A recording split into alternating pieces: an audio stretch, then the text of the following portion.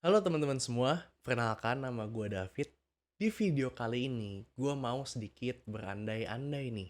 Jadi buat kalian yang belum tahu, gue itu baru aja lulus kuliah di bulan Oktober 2021 kemarin, tahun lalu. So kali ini gue mau ngebahas nih, kalau seandainya gue punya kesempatan untuk ngulang kuliah atau posisinya masih duduk di bangku SMA dan baru mau masuk kuliah, gue kayaknya bakalan ngelakuin hal-hal ini nih. Oke, langsung aja ke hal yang pertama nih. Kuliah ke luar negeri. Karena judulnya berandai-andai, jadi boleh dong kalau punya cita-cita buat kuliah di luar negeri. Urusan biaya masalah nanti. Dulu pas SMA, gua rasa cukup keren buat bisa masuk ke ITB. Ditambah lagi di sekolah gua dulu itu belum ada yang pernah tembus masuk ITB. Jadi ini juga salah satu alasannya kenapa dulu gua mutusin buat kuliah di ITB nih. Tapi setelah gua kuliah, gue baru sadar karena gue punya teman-teman yang berasal dari SMA-SMA keren atau unggulan di Indonesia. Ternyata cerita dari teman-teman gue yang berasal dari sekolah unggulan ini, mereka itu bilang bahwa banyak teman-teman mereka di sekolah yang ranking topnya itu kebanyakan kuliah di luar negeri. Kayak misalnya tuh NTU, NUS, atau kampus-kampus Ivy League dan lain-lain. Gila ya, gue sekolah di daerah tuh gak ada kepikiran tuh NTU apa, NUS apa, Ivy League itu apa. Gue gak sama sekali gak tahu karena sekolah di daerah. Berarti standarnya orang-orang ini tuh bukan ngejar PTN lagi, tapi kampus top dunia. Kalau dilihat secara ranking di dunia, ternyata memang kampus di Indonesia itu rankingnya belum ada yang masuk 100 besar di dunia. Dan kalau gue kuliah di luar negeri, gue juga sekalian mau melanjutkan kerja di sana. Karena kalau kuliah di luar negeri dengan uang sendiri tanpa beasiswa terus kerja di Indonesia, gue rasa bakal lama banget buat balik modal. Jadi rencananya gue bakal lanjut kerja di sana setelah kuliah. Karena gue yakin standar gaji di luar negeri itu banyak yang lebih tinggi dari di Indonesia.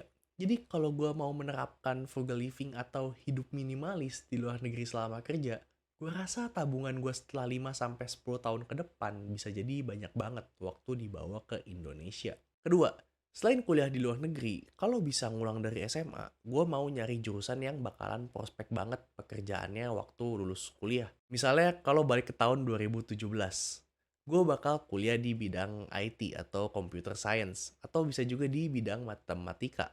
Karena sekarang gue kerja di industri finance, jadi suasana di kantor itu cukup formal, gak sebebas kalau kerja di e-commerce berdasarkan pengamatan gue.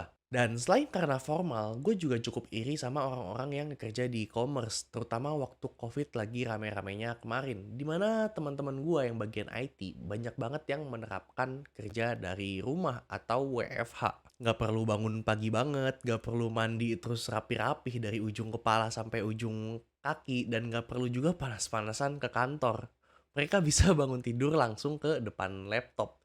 Sehingga gue rasa dengan WFH ini waktu itu jadi lebih efisien banget. Karena gak perlu transport atau perjalanan menuju ke kantor. Gak perlu tuh yang namanya desek-desekan di KRL. So di poin kedua ini, kalau boleh ngambil ulang jurusan, di sini gue bakal riset banyak terkait prospek jurusan kuliah yang gue ambil. Terutama prospek setelah gue lulus kuliah. Ketiga, gue bakal kurangin organisasi di kehidupan kuliah. Kalau kalian lihat ini daftar organisasi gue, bisa dibilang lumayan banyak lah ya menurut gue. Tapi kalau dipikir-pikir, gue rasa waktu yang gue alokasiin di organisasi ini rasanya itu bisa dipakai buat hal-hal yang lebih bermanfaat. Misalkan gue bisa ambil kurs bahasa Mandarin di sela-sela kuliah.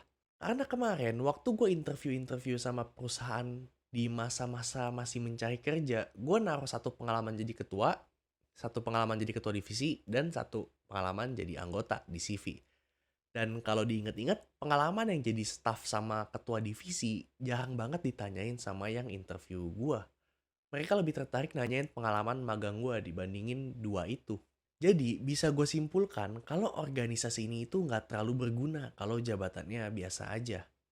Keempat, banyakin intern. Kalau bisa ngulang waktu nih, gue bakal lebih banyak maksimalin waktu gue buat nyari intern-intern selama kuliah. Gue rasa pengalaman intern ini juga jauh lebih berharga banget buat di dalam CV. Secara apresiasi juga kalau intern dikasih uang, nggak cuma dikasih sticky notes nih dengan kata-kata terima kasih. Dan juga kalau intern bisa dapat pengalaman-pengalaman interview yang secara nggak langsung itu melatih mental kita. Waktu lulus kuliah kemarin di Oktober 2021, gue cukup kecewa sama diri gue sendiri. Jadi waktu itu setelah lulus gue langsung daftar pekerjaan ke perusahaan yang gue inginkan. Waktu itu gue berhasil sampai tahap interview user.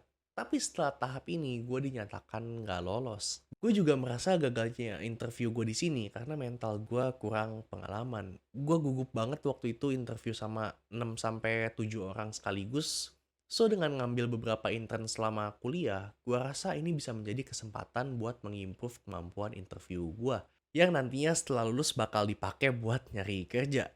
Jadi rindu ya masa-masa SMA menuju kuliah. Nggak terasa sekarang gue udah kerja. Sebenarnya masih cukup shock juga sih untuk menerima kenyataan. Semoga video ini bisa memberikan wawasan buat kalian yang masih SMA atau buat kalian yang lagi mau mempersiapkan diri buat masuk dunia kuliah. Kalau dipikir-pikir, masa-masa di hidup gue itu udah pada lewat semua ya.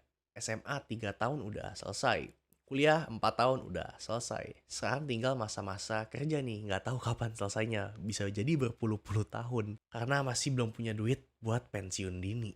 Oke deh teman-teman, sekian aja video gue kali ini. Like video ini kalau menurut kalian bermanfaat dan dislike aja kalau menurut kalian nggak bermanfaat. Buat yang mau diskusi atau ingin bertanya-tanya, bisa banget di kolom komentar. Bye-bye.